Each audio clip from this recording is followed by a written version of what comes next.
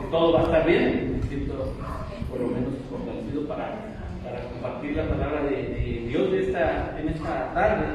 Y bueno, quiero pedirles que abran sus Biblias, la tengan presente en Mateo 16, en la lectura que tuvimos. Pero por favor no pierdan esa cita. Yo ahorita les voy a dar otra cita para que busquemos. Pero vamos a hacer una oración. Quiero pedirle que tiene su rostro, que sus ojos para que hagamos oración. Amado Señor, te damos las gracias por concedernos estar en este lugar. Confiamos, Señor, en que tu palabra hablará a nuestros corazones, Señor, y nos permitirás, Padre, entender y comprender aquello, Señor, que es necesario que nuestro corazón esté presente, Señor, para hacer tal cual tú lo deseas, mi Dios, una iglesia que bendice, una iglesia que brinda esperanza, Señor. Así que pedimos que tú hables a nuestros corazones en el nombre de Cristo Jesús. Amén. Hablando de una convicción firme, hermanos, hace 8 días, ¿se acuerdan la historia del caso 1? Le pusimos caso 1, ¿se acuerdan? ¿Cuál era ese caso que necesitaba esperanza? ¿Se acuerdan? A ver. Una enfermedad crónico-degenerativa de una adulta mayor, ¿se acuerdan? ¿Cómo podemos darle esperanza a una mujer que lleva 18 años enferma y que no tiene, hermanos, la oportunidad de ser sanada? ¿Qué es lo que nosotros como iglesia debemos ofrecerle a una mujer así?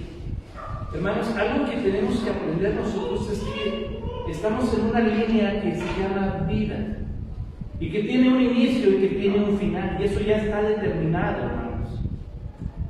¿Sabe cuál es el problema? Que no estamos preparados para ese brinquito, hermanos, que se llama muerte y que está dentro de la línea de la vida.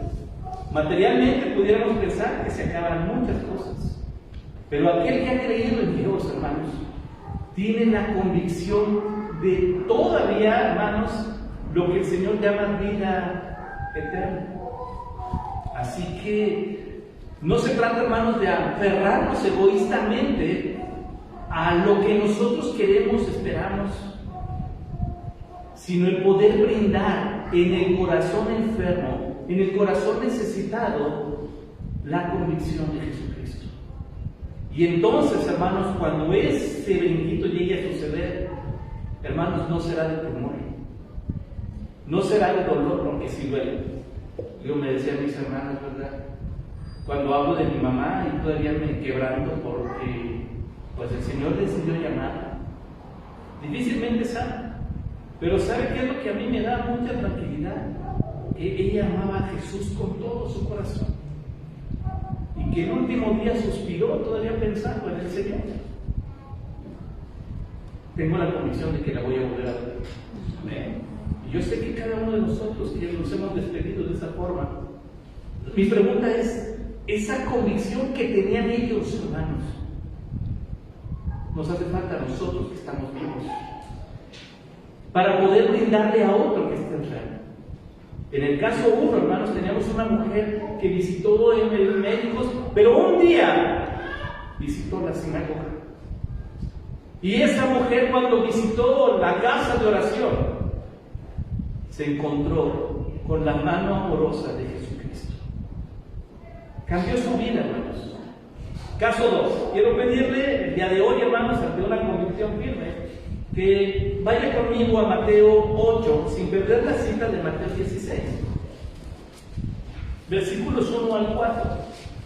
Si alguien me quiere hacer el favor de ponerse de pie y leerlo en voz alta, que se entienda, del 1 al 3, por favor. Mateo 8, del 1 al 3.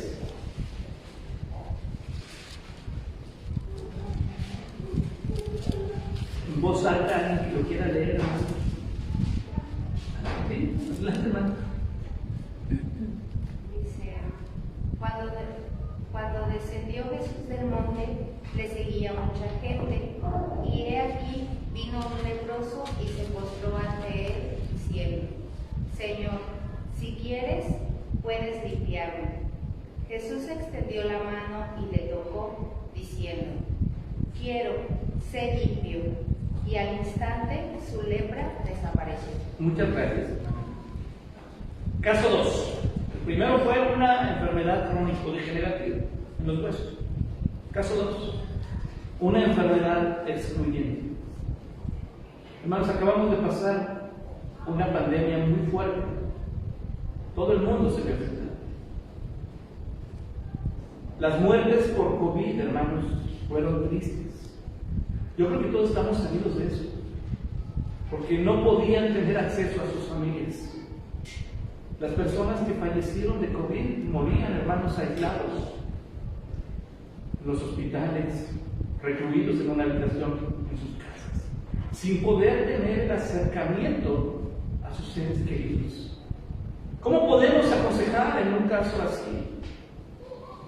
En una enfermedad, hermanos, que mina el vínculo familiar. Y todos, hermanos, tenemos gente que tiene una enfermedad en esta situación. Bueno, en el caso que leímos en la Biblia, caso 2, una enfermedad excluyente, hermanos, no era COVID, pero había una enfermedad que también era excluyente, y era la lepra. Y la lepra, hermanos, cobraba muchas vidas y minaba los corazones. ¿Saben qué? Ellos morían en vida, morían poco a poco. Iban viendo cómo su carne, sus dedos, sus orejas, hermanos, se iban cayendo de su cuerpo, y no podía acercarse un familiar a abrazarlo sin quedar contagiado. Hasta la ropa que ellos usaban, hermanos, quedaba contaminada, y morían en soledad, y morían abandonados. ¿Qué hizo Dios? ¿Qué hizo Jesús para demostrar, hermanos, misericordia? Hay algo bien interesante y que a mí me impacta en la fe de este leproso. Él se acerca y dice: vino un leproso. El leproso, ¿qué hizo? Buscó a Jesús. Fíjese bien. Buscó a Dios. Generalmente, hermanos, todos cuando tenemos dificultades es cuando buscamos a Dios, gloria a Dios por eso. Pero miren las palabras que le dice el leproso a Jesús: Señor, si quieres, puedes limpiarme. Este hombre tenía una fe, hermanos, que ni siquiera los apóstoles habían demostrado.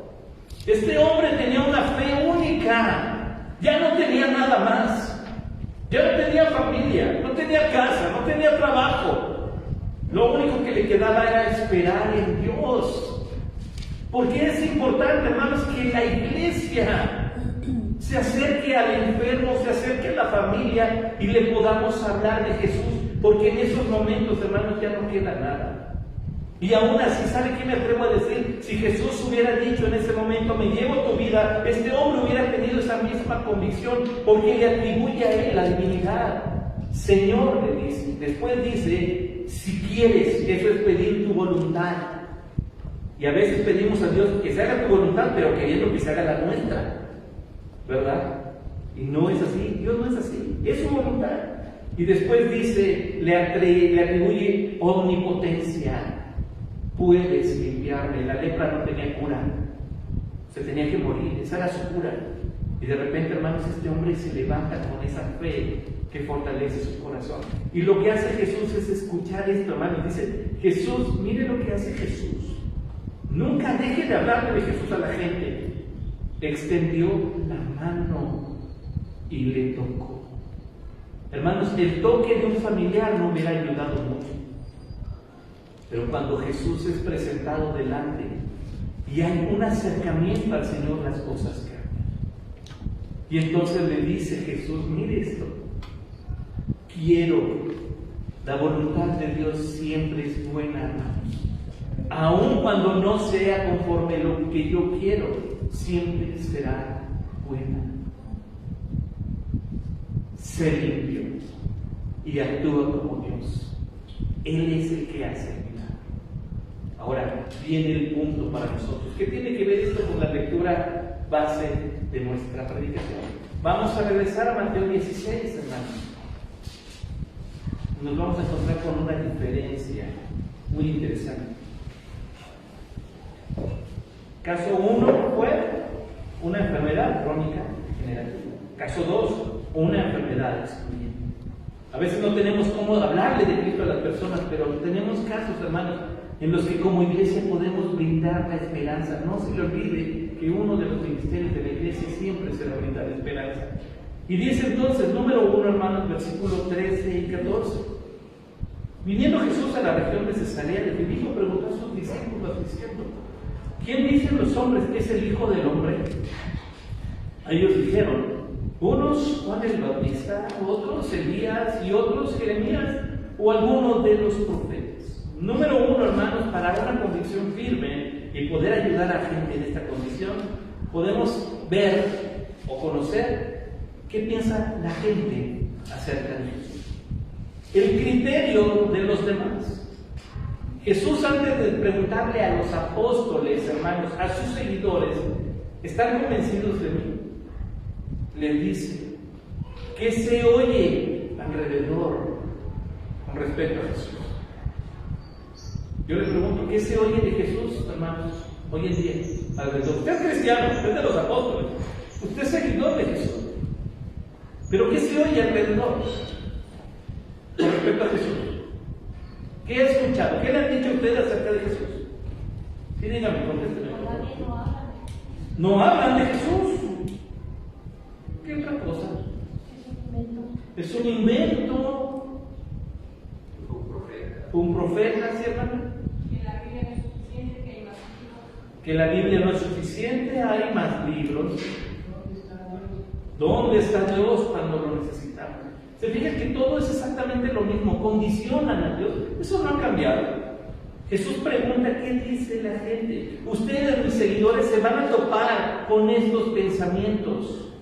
Ahora, en el caso 2, hermanos, ¿saben qué es lo sorprendente? Que este enfermo no titubeó, no se detuvo, se dio cuenta que Jesús se había acercado, y lo que hace él es buscar a Jesús.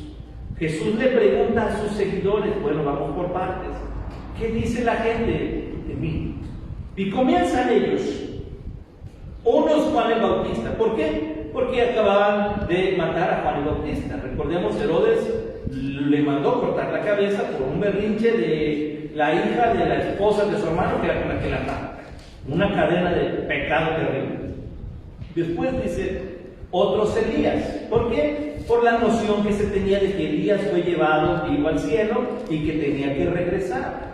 Entonces, aún en la celebración de la Pascua se tenía ese concepto.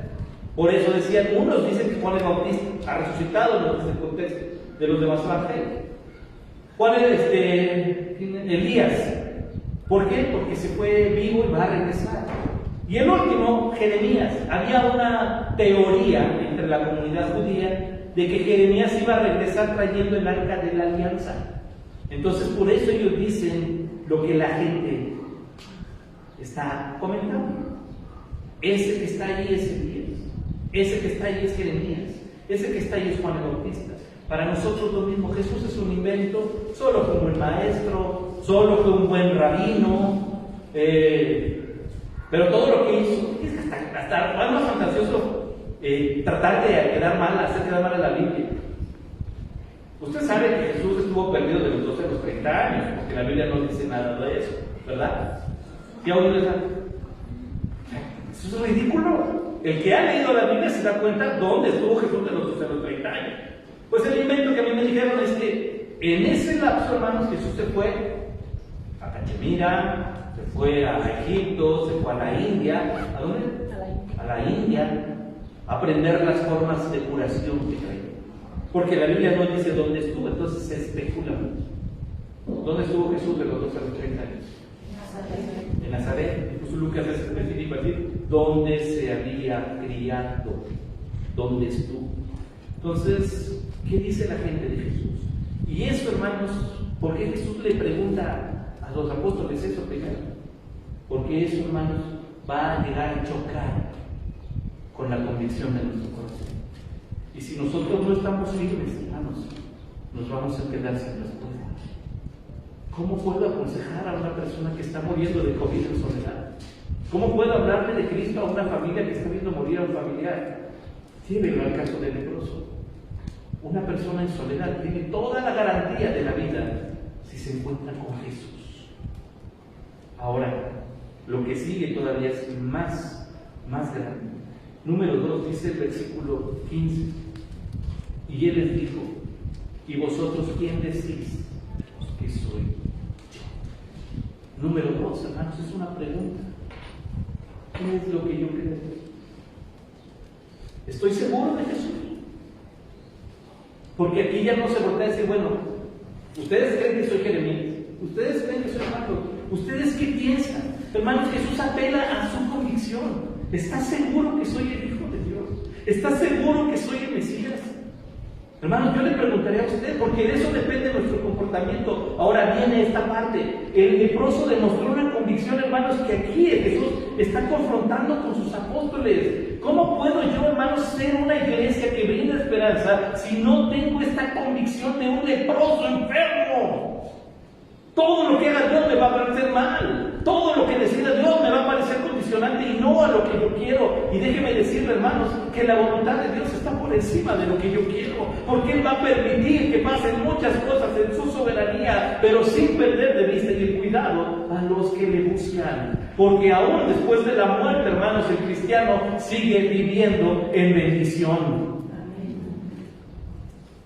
Pero aquel que no cree, hermanos, aunque tenga todo en la vida, vivirá amargado y en sufrimiento. ¿Por qué razón este leproso, hermanos, cuando se encuentra ante el Señor Jesús, no titubea y lo proclama al Señor? ¿Por qué razón ahora Jesús tiene que ir con los que dicen creer en Él y preguntarle: ¿están seguros de lo que dicen? ¿Ustedes creen en mí? Yo creo que el Señor sí nos sabe decir muchas veces: ojalá tuviera la fe de un leproso. Porque en el momento de más desesperación, hermanos, es cuando más clamamos, es cuando más buscamos, es cuando pedimos la voluntad de Dios. Cuando las cosas salen, hermanos, de una forma difícil. ¿Y sabe qué es lo que hace Dios? Lo mismo que hizo con el leproso al que viene ahí. El leproso le dijo: si quieres. Y la voluntad de Dios siempre será buena, hermanos. Decida lo que Dios decida. Y le dice: quiero que nos unas. Quiero que no estés solo. Quiero que vivas con tu familia. Quiero que tengas una vida. Quiero que estés bendecido. Ese quiero es para usted, hermano. ¿Qué es lo que Dios quiere para nosotros? Todas las bendiciones que hay. Quiero que tengas paz en tu hogar. Quiero que tengas bendición en tu trabajo. Quiero que tengas armonía en tu matrimonio. Quiero que seas de edificación para tus hijos. Eso es lo que yo quiero. Pero estás convencido. ¿De verdad crees en mí? Y no es que Dios esté condicionándonos. Nosotros nos condicionamos solos. Porque buscamos a un Dios, hermanos, que lejos de ser un Dios soberano, es el mago de la lámpara maravillosa. Y tiene que cumplirme 3 deseos a mi manera. Y no es así. Porque aún, hermanos, cuando el dolor está a nuestro alrededor, cuando hay un fuego, hermanos, el COVID tocó nuestras vidas, tocó nuestra iglesia. ¿Cuántos hermanos ustedes estuvieron enfermos? Algunos de ustedes. Me decía una prima: la persona que creó esta enfermedad de verdad nació en el infierno, porque era terrible esta enfermedad. Algunos de nuestros hermanos, hoy, ya no tienen COVID, están en gloria. Creyeron en el Señor, y aunque su condición, hermanos, fue complicada, leía yo este pasaje y pensaba en ellos. Y le decía a Dios: gracias, porque no quedaron ni dados ni con secuelas. Están sanos, están en la mesa del Señor. Yo pensaba también, hermanos, al leer la historia del caso 2, en la situación de mi mamá. Y perdón que vuelva a citar, pero es lo más fresco que tengo ahorita. Teníamos que estarle cambiando, curando. Y pensé: ¿qué hubiera pasado si hubiera estado ahí? Seguiríamos igual. Y de repente el Señor dijo: Génesis 20. Y sí, el Señor cumplió su promesa. Yo lo que decía es que le ganó al cáncer del Señor. No pudo alcanzar la plenitud, y está de esta forma. Este hombre con lepra, viendo, hermanos, su condición, la única opción, dijiste, gloria a Dios por esto, la única opción, igual que en el caso 1, la única opción es llevarnos a Jesucristo. Hermanos, a veces, nuevamente insisto en algo, en consejería cometemos un grave error, porque creemos que debemos solucionar el problema de los demás. Porque creemos que tenemos que transformar las circunstancias de los demás. Y no tenemos esa facultad. Pero como iglesia, hermanos, vamos a ver la cosa. Vamos a hablarle de Cristo al que está enfermo. Vamos a hablarle de Cristo al que está solo, triste. Al punto de que cuando llegue lo más oscuro de la crisis, hermanos, estas personas puedan levantar los ojos a Dios y decirle, si tú quieres, Señor, y dejen que Dios obre, porque Él lo hará para bien. Así de plano, hermanos, lo que hace Jesús es decirle, ¿y ustedes quién creen? ¿Están seguros?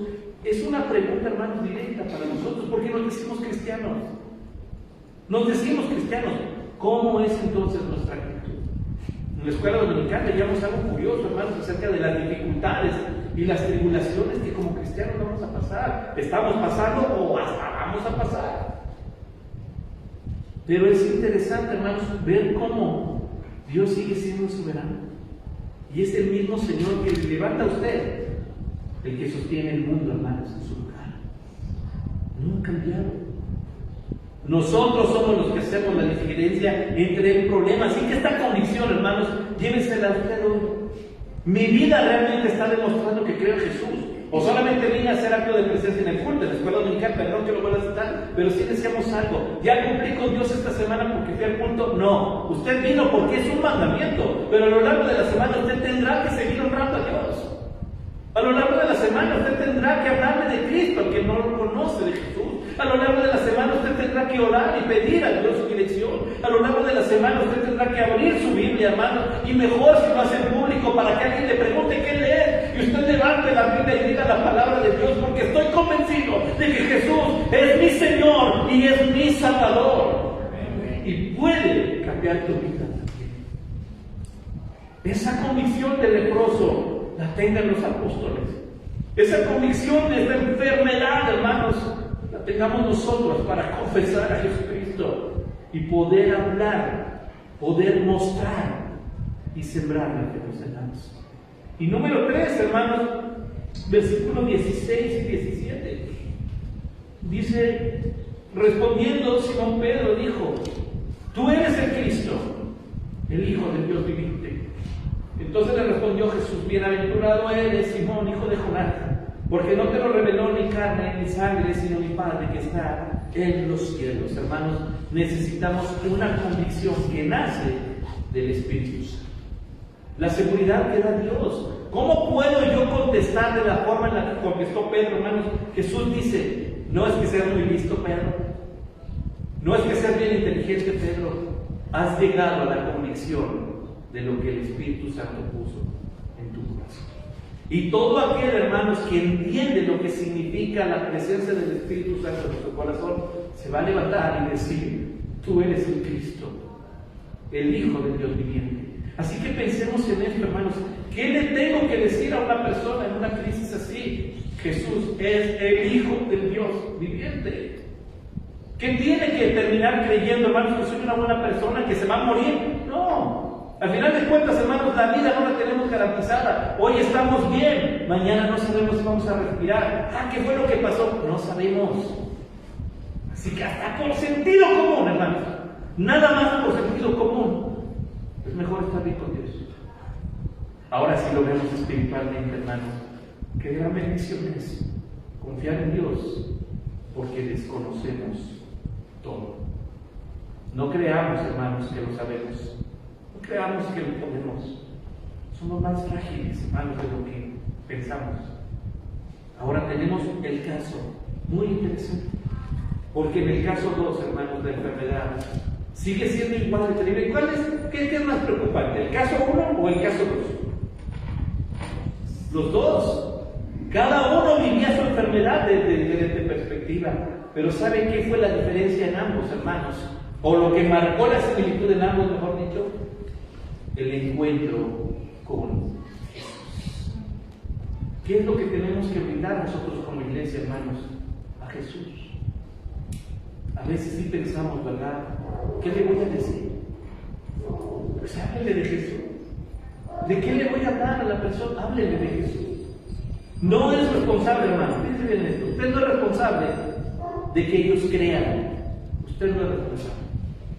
Pero usted es responsable de decirla con convicción si cree o no en Jesús. Recuerde que no jugamos a ser cristianos hoy y mañana ya no. No jugamos a ser cristianos, hermano, porque el diablo no juega a ser diablo. El diablo sí lo va a hacer. Y va a ir por usted, y va a ir por su familia, y va a ir por su matrimonio. Pregunta, ¿cómo vamos a enfrentarlo si no tenemos la convicción de un leproso decir que sea de tu voluntad, Señor? Si no tenemos el llamado de Jesús a decirle lo mismo que le dijo a Pedro: bienaventurado, porque te lo reveló el Espíritu Santo. Lo único que podemos, hermanos, y tenemos para nosotros, es que una convicción firme en los creyentes puede impactar a los no creyentes en cualquier crisis. Una convicción firme en un enfermo hasta a nosotros nos impacta. No caminemos, hermanos, sin pensar. No se le cierre el mundo. A veces sí lo que consideramos. Nuevamente la respuesta, hermano. ¿Qué le voy a decir? ¿Cómo voy a abordar? Que vaya el pastor conmigo. Sí, si usted quiere en algún momento yo lo acompaño. Pero es su amigo, es su compañero, es su vecino, es su familia. ¿Quién le tiene que presentar a Jesucristo? ¿Quién le tiene que presentar a Jesucristo? Yo. Así. Creo que Jesucristo es el Señor. Y creo que su voluntad es perfecta. Y creo que lo que Él hace siempre será bueno. Y entonces, hermanos, cuando tenemos la convicción tan firme, aún la lepra, hermanos, está en las manos de Dios. Podemos entonces hablar de Cristo necesitado. Una mujer, hermanos, con una enfermedad en sus huesos de casi 20 años. Un hombre condicionado a morir solo y abandonado. Y que los dos se toparon con Jesús. ¿A quién tenemos que presentar en un mundo que está fracturado? Jesús. Que Dios le use, hermano. Que Dios le use. Y que le ponga con personas que tienen crisis, para que podamos decir: Jesucristo es el Hijo de Dios viviente. ¿Crees eso? Pero que lo podamos hacer, hermanos, porque mucha gente está teniendo estas dificultades y como iglesia no sabemos qué hacer, qué decir. Bueno, caso 1, caso 2. La clave es la misma: Jesucristo. Padre, te damos las gracias, Señor, por concedernos la oportunidad de meditar en tu palabra. Porque sabemos, Señor, que en medio de toda confusión que pudiera generar las situaciones aquí en la tierra, mi Dios, nada escapa de tu control. Nada, Señor, se escapa de tus manos. Porque hasta la enfermedad más cruel y terrible, Dios,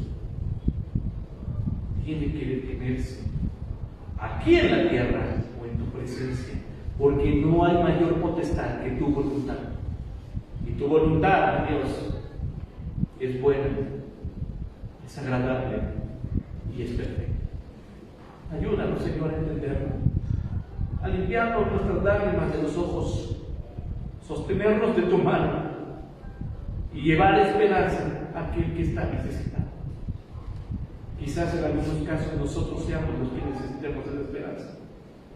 Pues ayúdanos a confesar lo que confesó este leproso.